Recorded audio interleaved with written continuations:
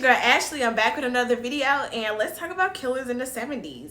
It was too many killers running around. Point blank period, it was too many. So we're gonna split this up into parts like 1 and 2, because it's about 12 of them that I really want to talk about. Because no, I see why the police could never figure out whose body went to who, because like Franklin was saying, bodies on bodies on bodies. Boo, it was too many bodies. So let's start off the first person with John Wayne Gacy. Don't like him. I never liked him. He was known as the killer clown, and he was known in the community as being a great family man, being friendly with kids, and he would be a clown and go to people's houses and perform. But he was killing boys.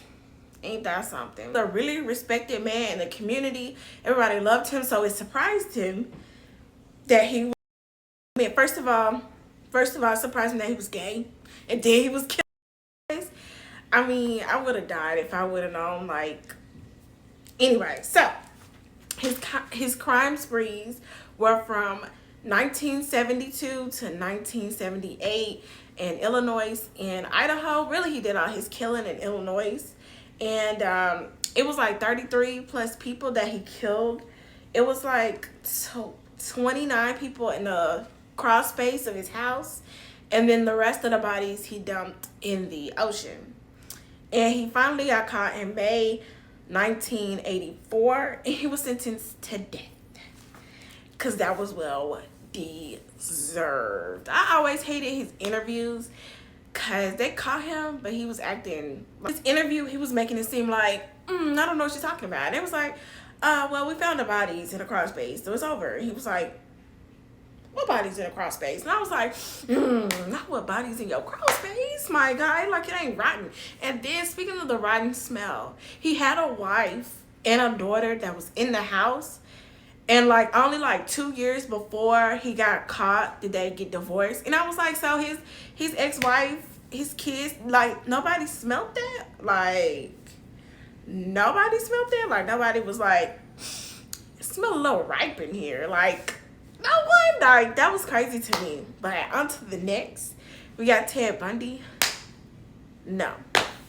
I don't see how people thought that he was that attractive. I was like, ain't no way in God's green earth he was this attractive. Like, but I was like, but if he was that attractive, why he go on to rape and kill Ted? All of those women, sorry, and they were white women mostly. Yeah, I don't know what's wrong with him, but yeah, his crime spree was from 1974 to 1978.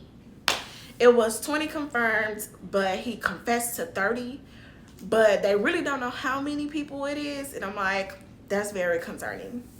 But he was charged with, he had 3 charges of first degree, 3 charges of attempt first degree, aggravated kidnapping, burglary. And he did all of this. Committed most of these crimes in California, Colorado, Florida, Idaho, Oregon, Utah, and Washington. Like I said, oh, wow. So yeah, they executed him January of 1989, and he had 3 death sentences plus 1 to 15 years in prison.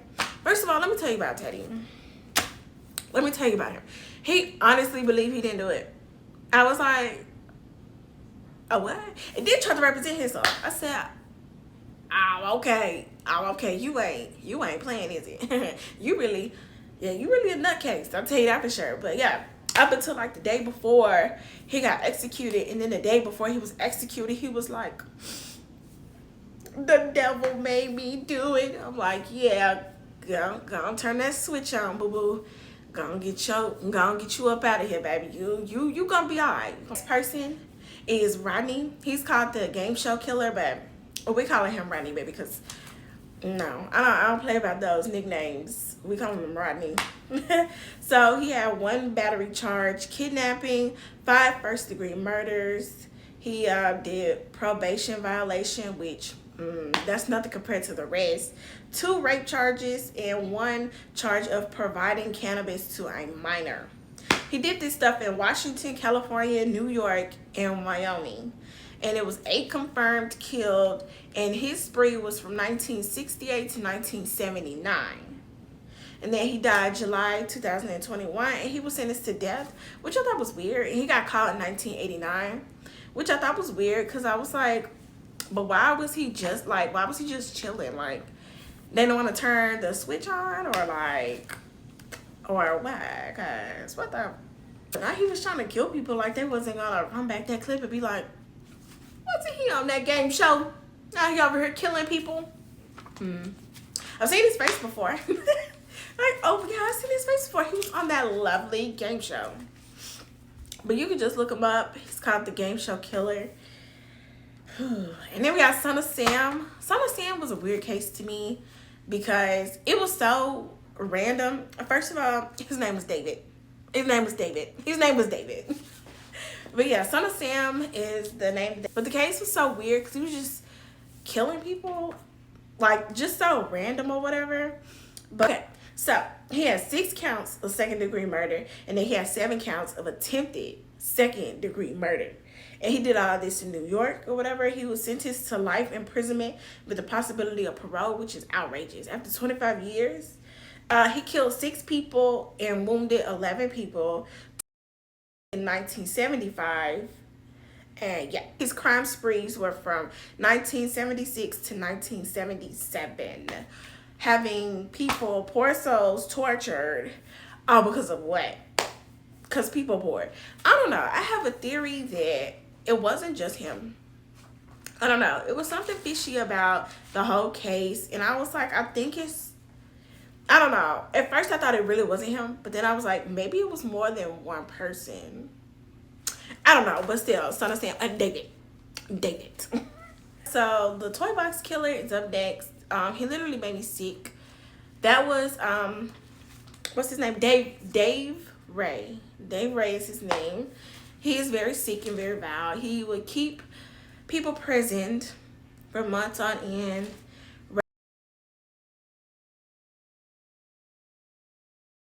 So I'm glad that, well, I'm not really, I don't know how to say that, but I am lucky that he has survivors so he wouldn't keep going. Even though I hate that they even had to relive their experience, but I'm glad that they could help the Toy Box Killer because, remember, he was sick.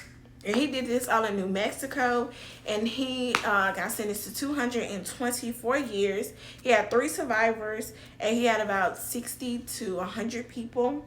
And his spree was from 1957 to 1999. We have the co-ed killer.